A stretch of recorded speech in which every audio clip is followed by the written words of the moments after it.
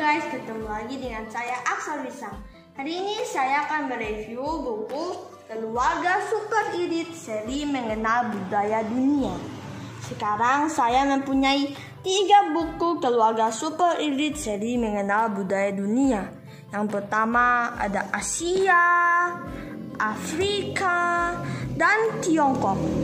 Tapi kali ini saya akan mereview buku Keluarga Super Irit di Tiongkok.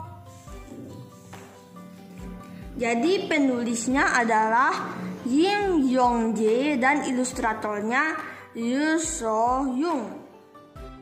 Ini merupakan terjemahan dari bahasa Korea dan terdapat bonus kartu pos Tiongkok. Buku ini merupakan terbitan dari BIP Kelompok Gramedia. Tokoh-tokoh dalam buku ini adalah Na Bindae, Na Sogeum, Wang Chansun, dan Na Deolong.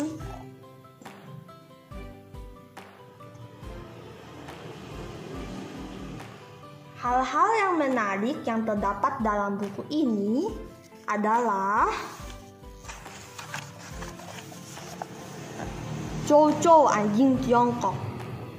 Chow Chow mirip dengan singa dan beruang dan merupakan anjing keturunan asli Tiongkok yang sangat bersejarah. Ciri utamanya adalah otot yang kuat, bentuk tulang yang besar, dan bulu seperti singa. Ciri khas lainnya dari peranakan murni anjing Chow Chow adalah lidah yang berwarna biru kehitaman. Kemudian, hal menarik lainnya adalah tentang 4 masakan Tiongkok. Yang pertama, masakan Sichuan. Contoh masakan Sichuan adalah tahu mapo. Masakan Beijing. Contoh masakan Beijing adalah bebek Peking. Masakan Guangdong. Contoh masakan Guangdong adalah dimsum. Masakan Shanghai. Contoh masakan Shanghai adalah kepiting Shanghai.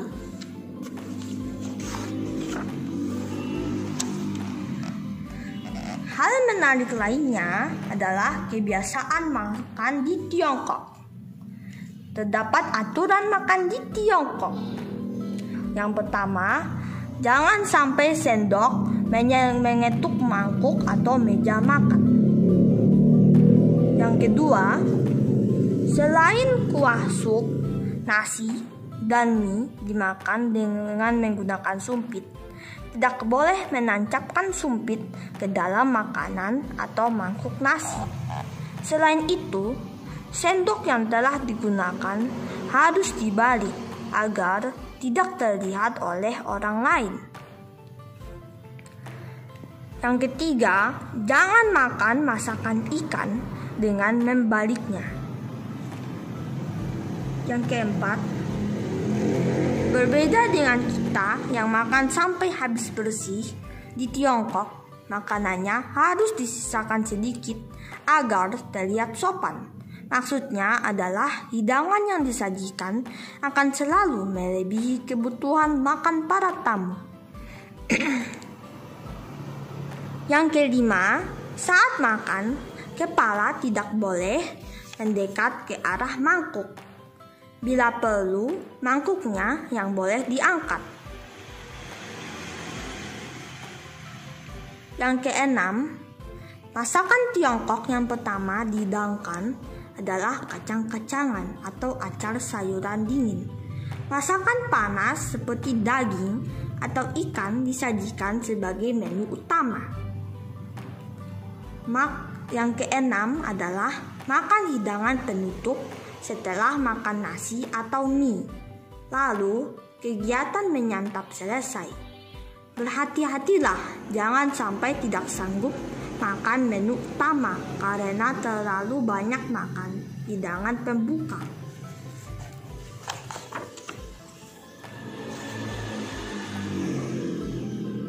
kecintaan orang Tiongkok terhadap teh. Sampai ada istilah lebih baik tanpa nasi selama 3 hari daripada tanpa teh walau hanya sehari.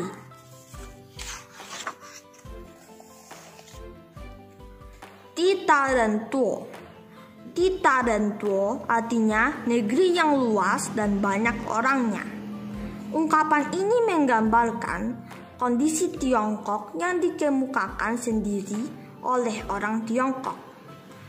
Wilayah Tiongkok merupakan yang terbesar keempat setelah Rusia, Kanada, dan Amerika Serikat. Populasinya mencapai 1,3 miliar jiwa yang merupakan populasi terbanyak di dunia.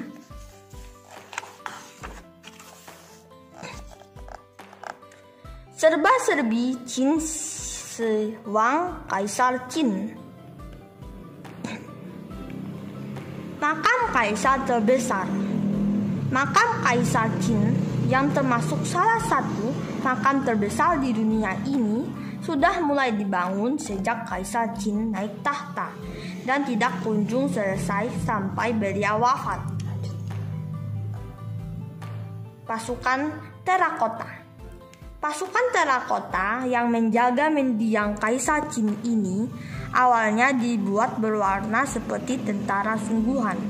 Tetapi setelah ditemukan dan terkena sinar matahari, warnanya memudar. Pedang perunggu di situs pasukan terakota. Pedang yang ditemukan ini mampu memotong 19 lembar kertas sekaligus yang menunjukkan ketajamannya. Negara Barat. Tiongkok dikenal dengan nama Cina, yaitu bahasa Inggris dari Kekaisaran Qin. Tanaman eliksir impian hidup abadi dan Seokwipo Jeju. Kaisar Qin yang bermimpi untuk hidup abadi mencari tanaman eliksir dengan mengirim orang-orang ke penjuru negeri tanpa memikirkan besar biayanya. Salah satu perjalanan itu menghasilkan nama wilayah Seokwipo yang berarti perjalanan Seobuk ke Jeju, kemudian kembali ke sebelah barat. Tembok raksasa Tiongkok. Kaisar Qin membangun tembok raksasa dengan jalan di dalamnya untuk mempersatukan Tiongkok, menghubungkan kastil di sebelah utara dan menghadang pasukan suku utara.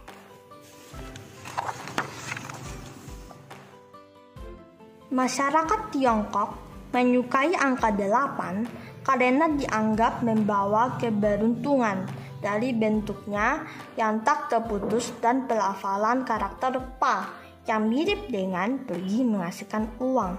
Mao Zedong mendirikan monumen pada ketinggian 888 meter tembok raksasa Tiongkok dengan alasan yang sama.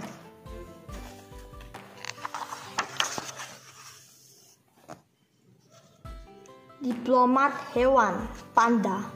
Panda yang merupakan simbol Tiongkok bersama dengan tembok raksasa sebenarnya tidak boleh dibawa keluar Tiongkok karena sudah terancam punah.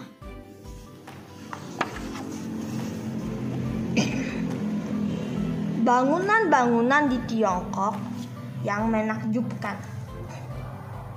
Tembok raksasa Tiongkok.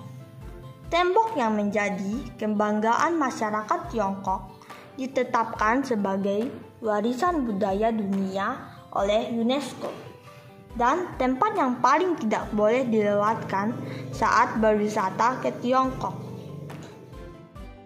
Kemudian, 3 hari raya besar di Tiongkok adalah Tahun Baru Imlek, Hari Raya Tuan U atau Pehchun, di mana pada hari itu masyarakat Tiongkok akan makan bakcang yang dibungkus daun bambu, dan Hari Raya Chungqiu, di mana pada hari itu masyarakat Tiongkok akan memakan kue bulan yang bentuknya seperti bulan sambil melihat terang bulan di malam hari.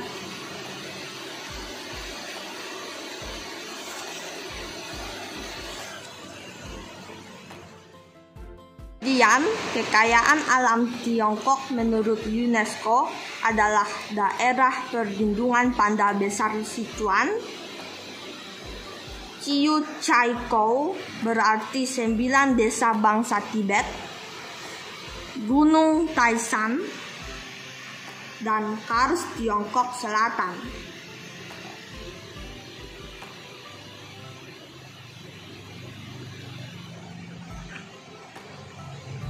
Jadi inilah hal yang penting dan menarik di buku Keluarga Super Edit Keliling Dunia Tiongkok. Oke guys, sampai di sini dulu ya video saya. Jangan lupa like dan subscribe. Bye.